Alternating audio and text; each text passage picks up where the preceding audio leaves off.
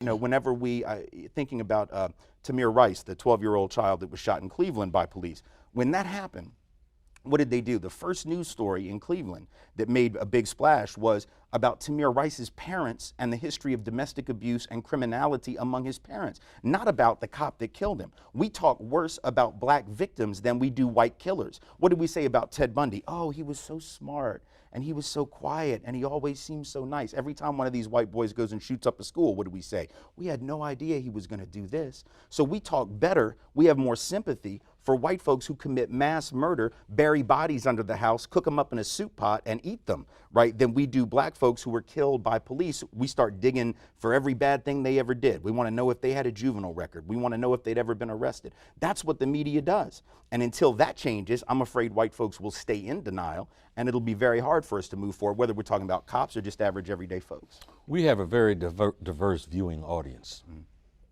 White folks comprise some of that viewing audience. Some of them might be sitting out there right now thinking that you don't like white folks. Right.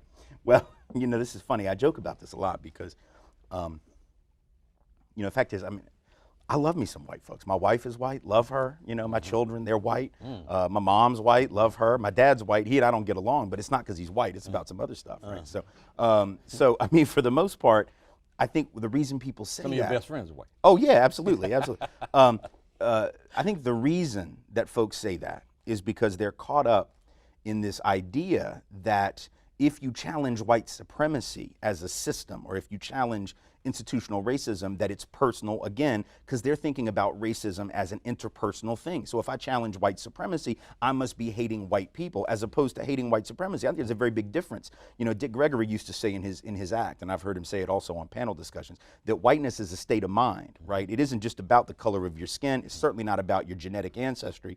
It's not biological. Any anthropologist or biologist or geneticist can tell us that. It is a state of mind. There are white folks who throughout history have rebelled against white supremacy. Not enough of us, but going all the way back to the colonies, there were white folks who said enough of this. By the same token, there have been black and brown folks that were bought into white supremacy and perpetuated. Clarence Thomas on the Supreme Court, there are folks who do that every day. And so white supremacy is the problem. It has very little to do with the way you look or where your family came from. It has to do with the mentality that you bring to the society. You bring up the name Clarence Thomas. Yeah.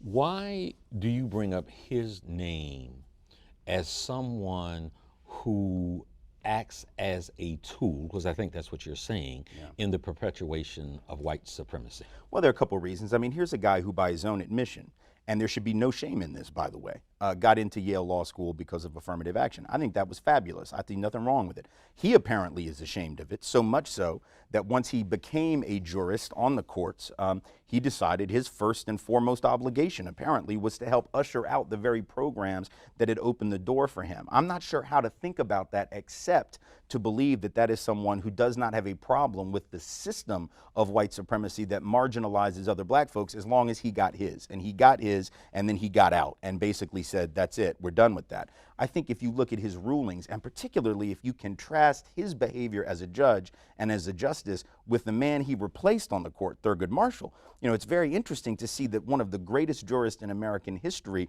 when it comes to civil rights and when it comes to human rights and progressivism was replaced by one of the most reactionary justices, because George H.W. Bush knew that you had to replace the black justice with another black justice. He didn't want to replace him, however, with the black justice that had a connection to the movement, that had a connection to the struggle. So he found one that had no connection to the struggle, and if anything, was ready to spit on the struggle. You look at what Clarence Thomas has said in these voting rights cases.